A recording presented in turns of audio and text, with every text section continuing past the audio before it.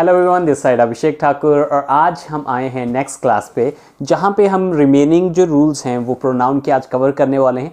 आज का जो क्लास है वहाँ पे हम पोजेसिव एडजेक्टिव, पोजेसिव प्रोनाउन और रिफ्लेक्सिव प्रोनाउन इन सभी चीज़ों के बारे में समझेंगे, इनको देखेंगे, इनके यूज़, रूल, सारी चीज़ें समझेंगे। सबसे पहले इन तीनों को एक बार समझने की कोशिश करते हैं। सबसे पहले आएंगे हम पोजेसिव एडजेक्टिव पे। When we talk about possessive adjective, so possessive adjective कौन से adjective होते हैं? जैसे कि my, your, our, their, his, her, its, मतलब जो मेरा, आपका, तुम्हारा, इसका, उसका जो भी होता है वो possessive adjective होते हैं। बिकॉज अब यहाँ पे इनका यूज़ काफ़ी सिंपल है, तो हम जो कि कॉम्प्लिकेटेड वन है मतलब रिफ्लेक्सिव प्रोनाउन उसके ऊपर ज़्यादा फोकस करेंगे। ओके, सो यहाँ पे देखिए, इसका सिंपल है कि यहाँ पे हमें my, your, our, their, his, its ही यूज़ करना है, तो ज़्यादा कुछ चैलेंजिंग नहीं है इसमें, राइट। तो अब इसका एक एग्जाम्पल लेके इसको समझने की कोशिश करते हैं। जैसे कि my brother is coming. Okay, so यहाँ पे माई हमने यूज़ किया, राइट, माई ब्रदर, तो माई जो है वो है पोजेसिव एडजेक्टिव। ओके, माई पोजेसिव एडजेक्टिव। यहाँ पे अगर होता हिज ब्रदर तो वो भी होता हिज, होता पोजेसिव एडजेक्टिव होता है। ओके, सो अब सेकंड पे आएंगे हम पोजेसिव प्रोनाउन।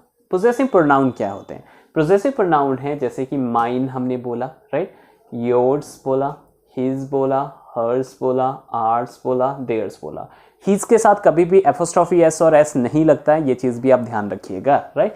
तो अब देखिए, अब यहाँ पे जो पोजेसिव प्रोनाउन है मतलब वो कौन से हैं? जब इनके साथ, राइट, जो पोजेसिव एडजेक्टिव हैं इनके साथ जब हम एस लगाते हैं, मतलब काके की एपोस्ट्रोफी एस नहीं लगता, इनके साथ सिर्फ एस लगता है। ये चीज़ शायद हम पहले क्लियर कर चुके हैं, राइट, इन पे मुझे फिर से बोलने की जरूरत नहीं है। तो यहाँ पे जब एस लगता है काके की सेंस में, तो उसको पोजेसिव प्रोनाउन बोला जाता है, राइट, पोजेसिव प्रोनाउन बोला जाता है। Next, reflexive pronoun. अब उससे पहले पोजेसिव प्रोनाउन के कुछ एग्जाम्पल या फिर कुछ रूल्स देख लेते हैं। एग्जाम्पल, इसका पहला एग्जाम्पल देखेंगे। The first example is this book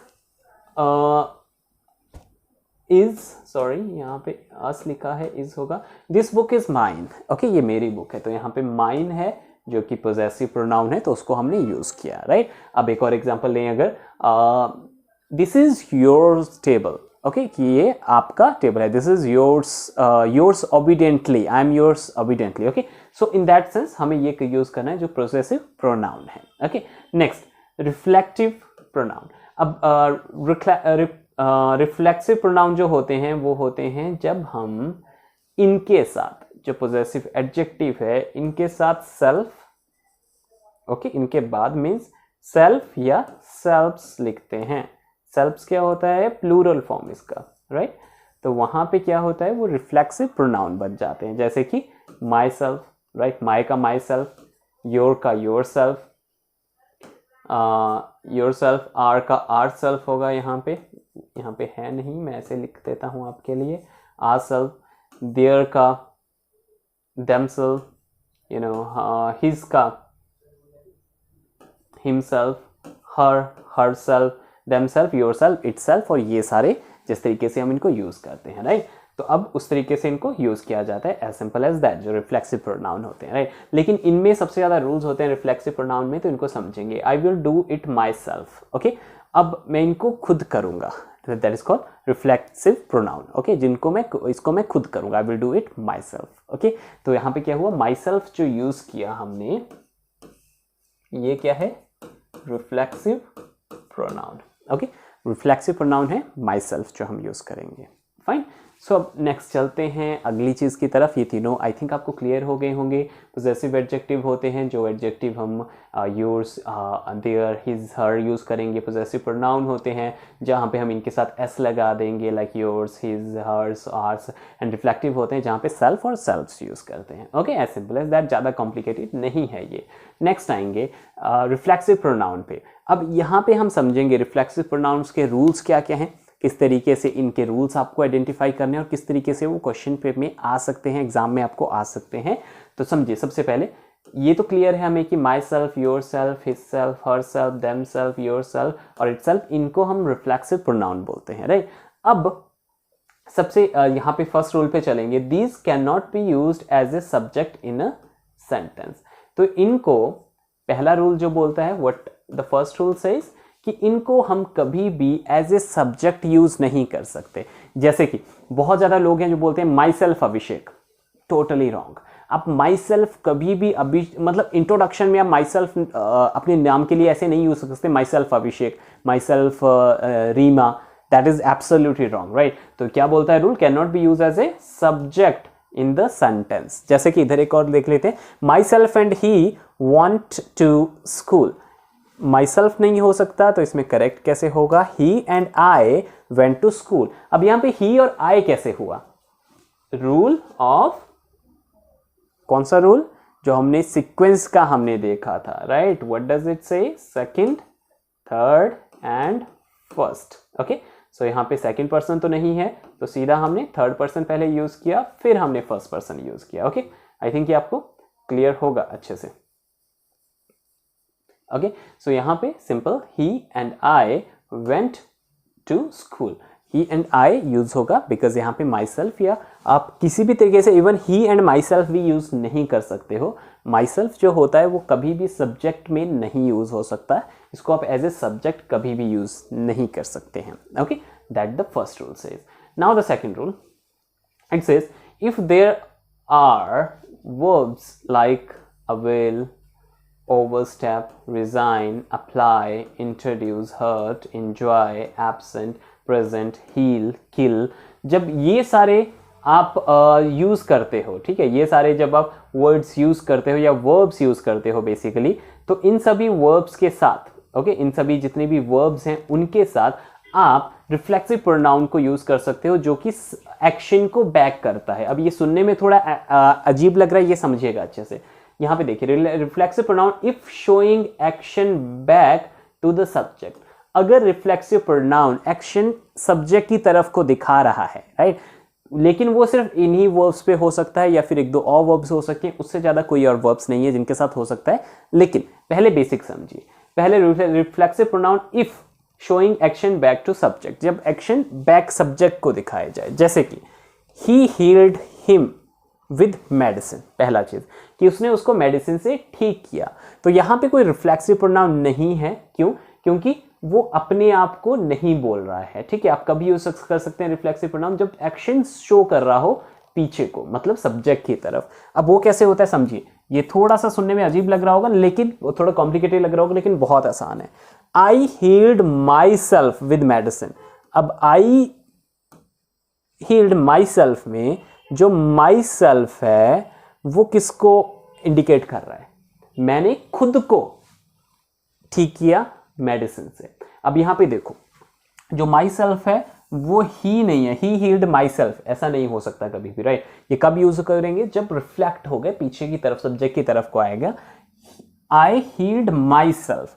अगर यहां पे होता ही हील्ड हिमसेल्फ। अगर यहां पे होता दे, तो होता दे हील्ड देमसेल्फ। ओके, सो इस तरीके से हमेशा रहता है। जो रिफ्लेक्सिव प्रोनाउन होते हैं वो हमेशा सब्जेक्ट की तरफ को इंडिकेट करेंगे, राइट। जो भी सब्जेक्ट की तरफ आपने यूज करना है, जैसे कि जब, लेकिन यहां पे ये सारी चीजें होनी चाहिए। जैसे यहां पे कौन सी वर्ब यूज हुआ, हील वर्ब यूज हुई, राइट। अगर मैंने यहां पे इंजॉय वर्ब यूज किया तो हम इंजॉय को यहां पे कर सकते हैं। I am not sure I have written here और नॉट, ओके, मे बी नहीं लिखा होगा तो आप इंजॉय भी इसमें ऐड कर सकते हैं, राइट। सो यहां पे देखिए, they enjoyed themselves in the party. लेकिन अब यहां पे एक चीज समझिए जो कि काफी इंपॉर्टेंट है आपको समझना, कि हमेशा जो रिफ्लेक्सिव प्रोनाउन आप यूज करेंगे, ओके, जो भी रिफ्लेक्सिव प्रोनाउन आपके होंगे वो वही रिफ्लेक्सिव प्रोनाउन आप यूज करोगे जो कि सब्जेक्ट है मेन, उनके रिफ्लेक्सिव प्रोनाउन है। जो आई है उनका रिफ्लेक्सिव प्रोनाउन क्या है, माई सेल्फ। तो आई कभी ऐसा नहीं होगा आई हील्ड हिमसेल्फ, आई हील्ड हिम होगा डायरेक्टली, राइट। आई हील्ड हिम, आई हील्ड देम, आई हील्ड हर, लेकिन आई हील्ड देमसेल्फ नहीं होगा कभी भी, राइट। तो वहां पे सिंपल क्या होगा, आई हील्ड माई सेल्फ, जब भी आपको रिफ्लेक्सिव प्रोनाउन यूज करने हैं, राइट। तो यहां पे उसी तरीके से दे इंजॉयड देमसेल्व्स। अब दे क्या है, ज्यादा है, तो यहां पे क्या होगा, themselves, right. They enjoyed themselves in the party. लेकिन अगर यहां पे होता they enjoyed himself, wrong, okay, ये चीज़ समझिएगा, ये काफ़ी इंपॉर्टेंट है एग्जाम पॉइंट ऑफ व्यू से। Next, he absented himself. अब देखो ही है तो यहाँ पे क्या यूज हुआ, himself. He absented himself from the class because he was late. उसने खुद को एब्सेंट कर लिया, मतलब उसने खुद को क्लास में टाइम पे नहीं, वो क्लास गया ही नहीं। क्यों? क्योंकि वो लेट हो रहा था, राइट। क्लास में वो लेट हो गया था, इसलिए वो क्लास में जाना उसने प्रेफर ही नहीं किया, राइट। कुछ स्टूडेंट ऐसे होते हैं जो क्लास से भाग जाते हैं जब उन्होंने क्लास नहीं लगाना होता कि चलो आज बंक कर लेते हैं। So that is the thing there, okay. तो यहाँ पे ही का हिमसेल्फ बना, जो कि रिफ्लेक्सिव प्रोनाउन है। आई थिंक ये आपको क्लियर हो गया होगा। अब चलेंगे अगली चीज पे। अगला है when we talk about each, everyone, everybody denotes both male and female, okay। अब रिफ्लेक्सिव प्रोनाउन का आपको क्लियर हो गया होगा, जो दो रूल्स मैंने बताए वो क्लियर हो गए होंगे कि वो खुद को रिफ्लेक्ट करना चाहिए, और सेकंड वो एज ए सब्जेक्ट नहीं यूज हो सकते। नेक्स्ट आते हैं everyone, each, everybody, anybody। जो ये होते हैं, ये क्या कहते हैं, डोनेट करते हैं मेल और फीमेल बोथ को। ये बहुत इंपॉर्टेंट है, इसको अच्छे से समझेगा, मेल और फीमेल दोनों को। क्योंकि जब आप एवरीवन बोलते हैं तो वहाँ पे ऐसा नहीं स्पेशली आप मेल के लिए बोलते हैं, फीमेल के लिए, दोनों के लिए ही आप बोलते हैं, राइट। पहला चीज तो जब द ओनली जेंडर मैस्कुलिन, तो इसमें क्या होगा, जो मैस्कुलाइन जेंडर है वही यूज होगा जब हम प्रोनाउन की बात करेंगे। क्या समझ अगर आया नहीं आया, आई एम नॉट श्योर, एक बार क्लियर करता हूँ। हमने एवरीवन यूज किया, ओके। तो वहां पे जब हम प्रोनाउन का यूज करेंगे, ओके, जब हम यहाँ पे प्रोनाउन का यूज कर रहे हैं बीच में, तो यहाँ पे जो प्रोनाउन यूज होगा वो क्या होगा, मैस्कुलाइन प्रोनाउन यूज होगा, मतलब हिज। यहाँ पे जैसे हिज यूज होगा हमेशा एवरीवन, जैसे कि everyone should give his best, okay. यहाँ पे ये नहीं हो सकता everyone should give their best या everyone should give her best, everyone should give his best, right. तो वहाँ पे हिज आएगा। Next, everyone should give their best. अब ये क्या है, ये गलत है। क्यों गलत है? बिकॉज आप जब भी एवरीवन, ईच आ गया, एवरीबॉडी आ गया, एनीबॉडी आ गया, इनके साथ हमेशा मैस्कुलाइन प्रोनाउन यूज करेंगे आप जब भी आप आगे जाते हैं। जैसे everyone should give her best, no, wrong. चाहे उसमें सारी लड़कियां ही हैं, जब आप एवरीवन की बात कर रहे हो तो चाहे उसको लड़कों को कंसीडर कर रहा है, लड़कियों को कर रहा है, चाहे दोनों हैं, तो वहां पे आपको हमेशा अगर एवरीवन लिखा हुआ है तो वहां पे हमेशा मैस्कुलाइन हमेशा यूज होगा, जो प्रोनाउन यूज होगा। Next, anyone can take part in this competition if they can apply. Anyone, they, no, if he can apply, okay. So anyone के साथ भी इसी तरीके से यूज होगा। आई होप आपको ये क्लियर हो गया होगा। तो अभी यहाँ के कुछ क्वेश्चंस हैं जो मैं आपको दे रहा हूं, वो आप करेंगे। ये 2 क्वेश्चन आपके लिए होमवर्क है, ओके। ये दोनों आप मुझे बताएंगे क्या होगा। क्वेश्चंस क्या हैं? Everyone tried their best in game and each had his luck, okay. तो ये दोनों आप मुझे बताएंगे कि इन दोनों में क्या आंसर है। मैं कल आपसे क्लास में पूछूंगा। अगले पे आएंगे, one must do one's best. अब इसके लिए रूल समझना जरूरी है। रूल क्या बोलता है? With one and other indefinite pronoun, जो वन है और दूसरे इंडेफिनेट प्रोनाउन है, it should be use through. तो क्या होना चाहिए कि उन्हीं को ही हमें एपोस्ट्रोफी एस लगा के उसी को ही हमें पूरे सेंटेंस में यूज करना है। जैसे कि वन का एग्जांपल यहाँ पे लेते हैं, one must do his best नहीं होगा, यहाँ पे मैस्कुलाइन नहीं यूज होगा। यहाँ पे one must do her best भी नहीं होगा, one must do their best भी नहीं होगा, one must do one's best, okay. वो तो इसी तरीके से एपोस्ट्रोफी एस करके थ्रू आउट वही आप यूज करेंगे, उसके अलावा दूसरा नहीं यूज करोगे, हिज, हर या कोई भी चीज, जब कि हम बात कर रहे हैं वन की, ओके। ये चीज आपने ध्यान रखना है। One must do his best. अब ये क्या है, यहाँ पे क्या गलती है? ये गलती है, right. One must do his best नहीं होगा, one must do one's best, okay, उस तरीके से होगा। तो आई थिंक ये क्लियर हो गया होगा। जब एवरीवन, ईच, एवरीबॉडी, एनीबॉडी जब हम यूज करते हैं तो यहाँ पे हमेशा मैस्कुलाइन यूज किया जाता है, और जब हम वन की बात करते हैं या अदर इंडेफिनिट प्रोनाउन की बात करते हैं, वहाँ पे हमेशा क्या यूज करते हैं, वहाँ पे उन्हीं को थ्रू आउट आगे कैरी किया जाता है, आगे नहीं किया जाता। अब अगले पे चलते हैं। नेक्स्ट रूल बोलता है कि जब हम ईच बोलते हैं, आइदर बोलते हैं, नाइदर बोलते हैं, तो always we use singular helping verb. अब इसमें बहुत ज़्यादा कन्फ्यूज़न रहता है सभी लोगों को, अच्छे से समझिएगा। जैसे कि मैं बात करूं, each of boys are good. अब ये सुनने में ये सही लग रहा है, ठीक है, इसमें कुछ गड़बड़ नहीं है, सुनने में लग रहा है कि ये सही है, इस सेंटेंस में कोई गड़बड़ नहीं है बिकॉज यहाँ पे बॉयज़ है तो आर लगेगा। बट इन रियलिटी जब सेंटेंस में ईच लग गया, ओके, जब सेंटेंस में आपने ईच यूज़ कर दिया तो वहाँ पे जो हेल्पिंग वर्ब है वो सिंगुलर आएगा, right. There should be the singular helping verb always. And second, each of boys is good. तो यहाँ पे जो ये वाला सेंटेंस है ये गलत है और ये वाला सेंटेंस है ये सही है। ओके, नेक्स्ट आते हैं। Neither of you has the potential to perform well. Neither of you has the potential. अब you है यहाँ पे, है तो ये plural, लेकिन यहाँ पे जो has है वो neither की वजह से लगा है, ना कि you की वजह से लगता है। अगर you डायरेक्टली होता you have the potential to perform well तो ये बिल्कुल ठीक था, तो have लगना था। ऊपर ही अगर boys are good उतना होता तो ठीक था, लेकिन जब भी आप इनको यूज़ करोगे neither of, each of, either of, right, and neither of, जब इनको यूज़ करोगे तो वहाँ पे हमेशा सिंगुलर हेल्पिंग वर्ब आएगा। नेक्स्ट आते हैं, either of the color is good। तो यहाँ पे either है and is है। जब is either हो गया तो क्या यूज़ होना था, is ही यूज़ होना था, तो ये सेंटेंस क्या है, ठीक है। Next, neither of them are happy। उनमें से कोई भी हैप्पी नहीं है, तो ये आपके लिए होमवर्क है, ये आप मुझे बताएंगे, ओके, कि इसमें क्या यूज़ होना था और क्यों होना था, रूल भी आप मुझे क्लियर करके बताएंगे। ओके, आई थिंक ये आपको क्लियर होगा। फिर से एक बार रिपीट कर रहा हूँ, ईच, आइदर, नाइदर, जब भी इनको आप यूज़ करोगे यहाँ पे हमेशा सिंगुलर हेल्पिंग वर्ब ही यूज़ करोगे। ओके, तो नीचे मैंने एक क्वेश्चन दे दिया है। अब आते हैं हम रिलेटिव प्रोनाउन पे, जो कि सबसे थोड़ा कॉम्प्लिकेटेड रूल है यहाँ पे, जो कि आपको समझना जरूरी है। अब रिलेटिव प्रोनाउन पहले होता क्या है, वो प्रोनाउन जो रिलेट करते हैं। रिलेट का मतलब क्या है, जैसे कि he was the man who stole the money. Okay, he was the man who stole the money.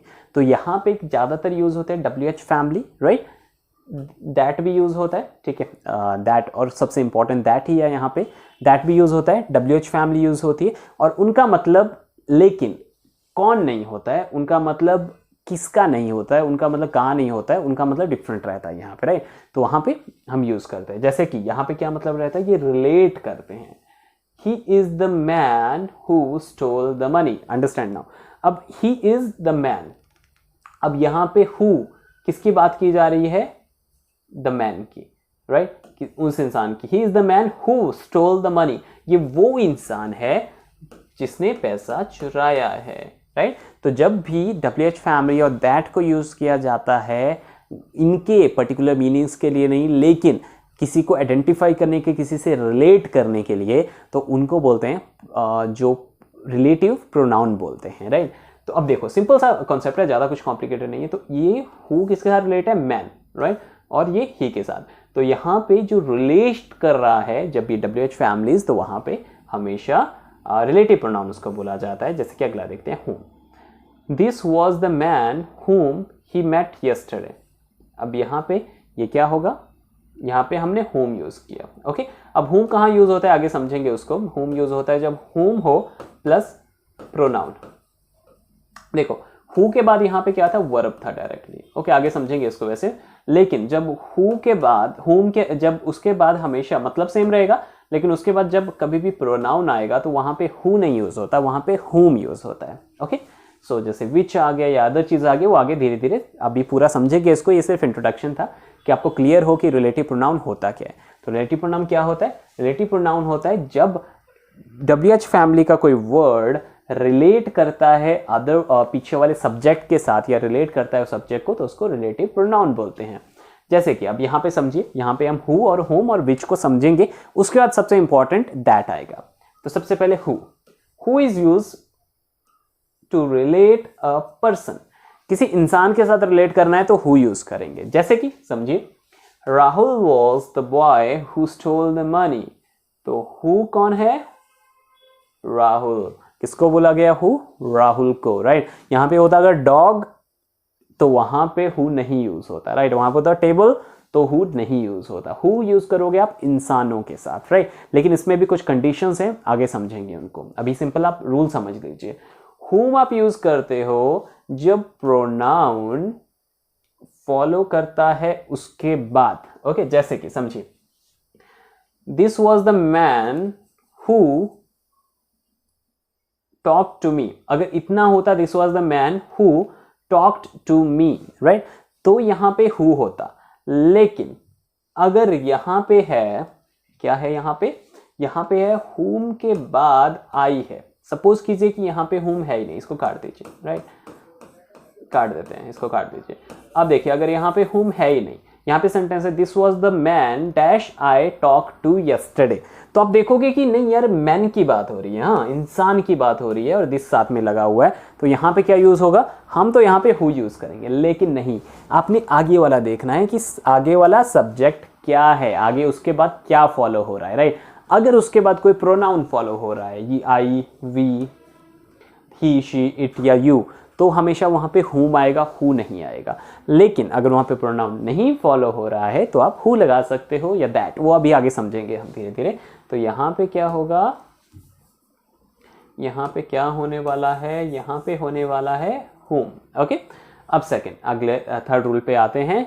अब ये हमने दो समझ लिए, which is use to relate animal and things.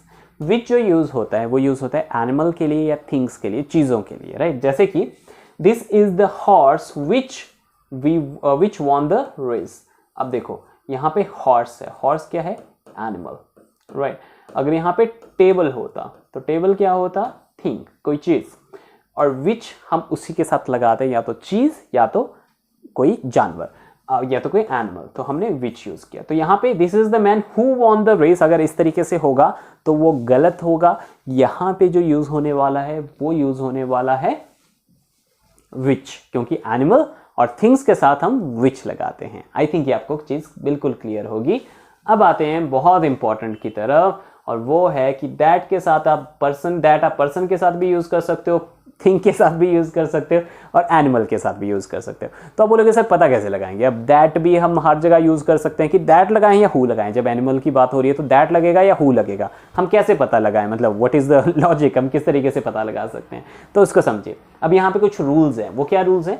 पहला रूल है कि सेंटेंस में अगर सुपरलेटिव डिग्री है, राइट, सुपरलेटिव डिग्री, जैसे कि ही इज द मोस्ट, ओके, अब यहाँ पे द मोस्ट है, मोस्ट है वो क्या है, सुपरलेटिव डिग्री है, much more, most, okay, I can say like that. So यहाँ पे जब भी सुपरलेटिव डिग्री होगी तो वहां पे हमेशा दैट ही यूज होगा, वहां पे हु नहीं होगा। देखो बोल इंसान को रहे हैं, ही is the most intelligent person that I have scene, right, लेकिन जो दैट है वो रिलेट टू इंसान को हो रहा है। अब जिसको रूल पूरे अच्छे से नहीं क्लियर है वो देखेगा कि हाँ ही लगा हुआ है तो मैं हु लगा देता हूँ, he is the man, he is the most intelligent person who I have seen, no, और whom I have seen, you know, आई है बाद में तो वो बोलेगा whom लगा देंगे। लेकिन आपने क्या देखना है कि सुपरलेटिव डिग्री होगी तो कभी भी whom नहीं लगेगा, वहां पे हमेशा that आएगा। सेकंड, अगर सेंटेंस में ये सभी वर्ड्स से कोई भी चीज यूज हो रही है, जैसे कि सेम हो गया, नन हो गया, एनी हो गया, नथिंग हो गया, द ओनली हो गया, ऑल हो गया, सम हो गया, ओनली हो गया, ये जब भी यूज होंगे सेंटेंस में, उनके साथ आप कभी भी भूल के भी हु या विच या whom यूज नहीं करोगे, वहां पे दैट ही यूज होगा। ओके, अब समझिएगा इसको। All that I have taken I give back.